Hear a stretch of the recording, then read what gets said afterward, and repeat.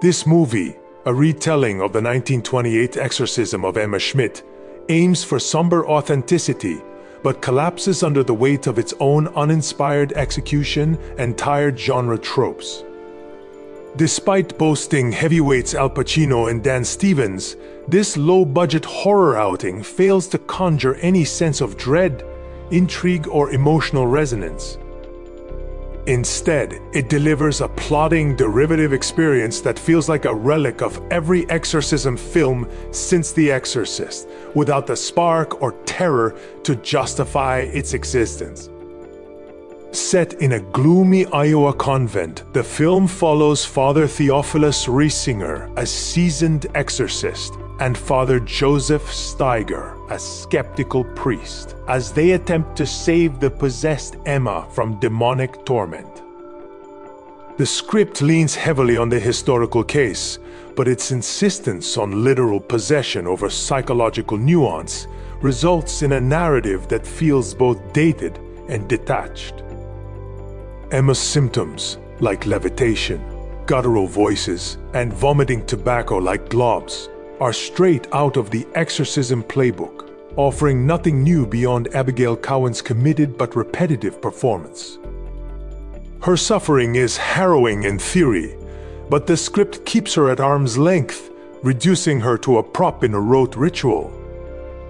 Al Pacino, sporting a shaky Mitteleuropean accent, delivers a surprisingly subdued turn as Theophilus, devoid of the fiery charisma that could have elevated the material. Dan Stevens, meanwhile, plays Steiger as a dour, faith-wrestling cliché, his internal conflict barely fleshed out beyond tired outbursts of doubt.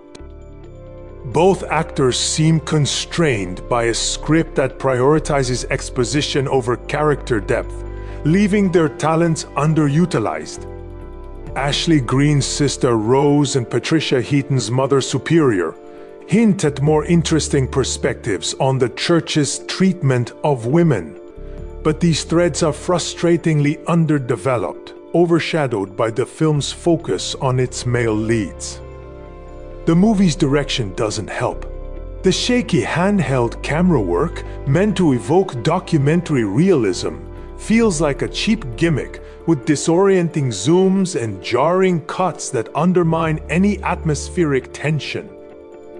The convent setting, while claustrophobic, grows monotonous, and the low-budget production values, evident in awkward scene transitions and inconsistent lighting, make the film feel amateurish. Even the supernatural elements, like Emma's wall climbing and multilingual rants, lack impact, coming off as obligatory rather than chilling.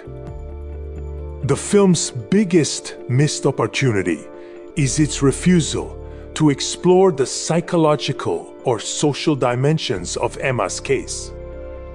A story rooted in real history could have delved into mental illness or trauma, but this movie sticks to a by-the-numbers demonic narrative, cycling through predictable beats without escalation or innovation. The result is a film that feels like it's going through the motions, as lifeless as the possessed body it centers. Even the occasional bright spot, like the nun's physical toll during the rituals, is quickly abandoned for more generic exorcism antics. This movie wants to be a serious, grounded take on a famous case, but its lack of originality and emotional engagement make it a slog. Al Pacino and Dan Stevens can't save it from feeling like a low-rent rehash, and the movie's earnest but clumsy approach only highlights the subgenre's exhaustion. For a film about spiritual warfare, it's shockingly devoid of soul, offering neither scares nor insight to justify its 98-minute runtime. It's not worth to spend time to watch this. We do not recommend this movie at all.